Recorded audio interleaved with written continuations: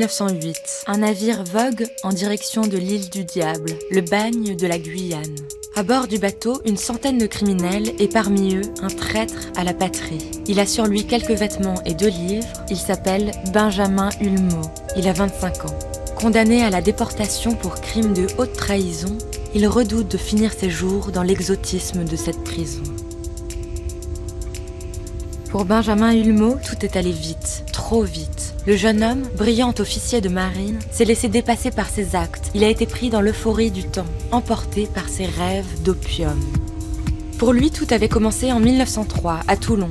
Il a 20 ans, il est officier sur un destroyer. On l'envoie en Indochine. Benjamin est grisé par les perspectives de ce voyage lointain. Arrivé à Saïgon, il est immédiatement ébloui par la nature, les paysages, cette terre entièrement nouvelle et ses habitants qui le fascinent. Mais bientôt l'ennui le gagne, comme beaucoup de ses camarades. Dans la ville indochinoise, rien ne se passe. Les officiers sont désœuvrés. Lentement, une étrange mélancolie s'empare d'eux, un vague à l'âme corrosif. Dans la moiteur du climat, ils errent, oisifs. Alors, pour fuir cette vie monotone, Benjamin trouve une échappatoire. Il découvre l'opium, la fée brune. Lorsqu'il pénètre pour la première fois dans une fumerie de Saïgon, il est brusquement saisi par une odeur à la fois étrange et troublante, envoûtante et délicieuse.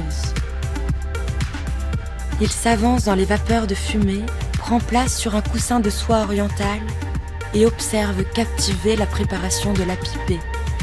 La cuisson, le malaxage, l'aiguille qui puise les gouttes perlées, les gouttes qui se gonflent et se colorent de teintes rouges et dorées lorsqu'on les approche de la flamme.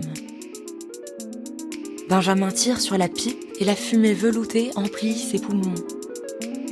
Son corps semble soudain étonnamment léger. Ses peurs, son ennui s'évanouissent d'un coup. Il est pris d'une sensation de plénitude. Sa tête s'emplit d'images fantasmagoriques, étincelantes, irréelles.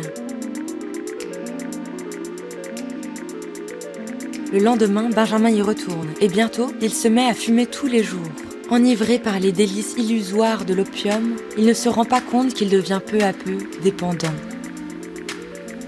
En 1905, Benjamin est de retour en France. À Toulon, il reprend son service à bord du navire Le Gaulois, et ne tarde pas à être repris par le vice de l'opium. Il dilapide son argent dans les fumeries et dans les maisons closes. C'est là qu'il fait la rencontre de Lison. Lison est douce et somptueuse. Benjamin l'entraîne dans des histoires fumeuses. Pour elle, il dépense des sommes folles et ses dettes s'accumulent. La drogue lui fait oublier ses problèmes. Benjamin est ruiné. Lison menace de le quitter. Alors l'officier a une idée folle, démente, bizarre, détraquée. Une idée qui lui semble être celle d'un génie. Pour Lison, il va dérober des documents secrets sur son navire et rançonner le ministère de la Marine. Ses yeux brillants et vacillants s'allument. Il hallucine. L'officier s'imagine déjà riche comme Crésus. Une nuit, il se faufile sur son bateau, ouvre un coffre secret, s'empare de documents classés confidentiels. Quelques jours plus tard, il rédige une lettre de chantage au ministre de la Marine. La Sûreté générale est immédiatement alertée. Le 22 octobre 1907, il donne rendez-vous au ministre à Marseille. Il s'est tendu son propre piège. À 3h de l'après-midi, il est arrêté, ligoté, enfermé.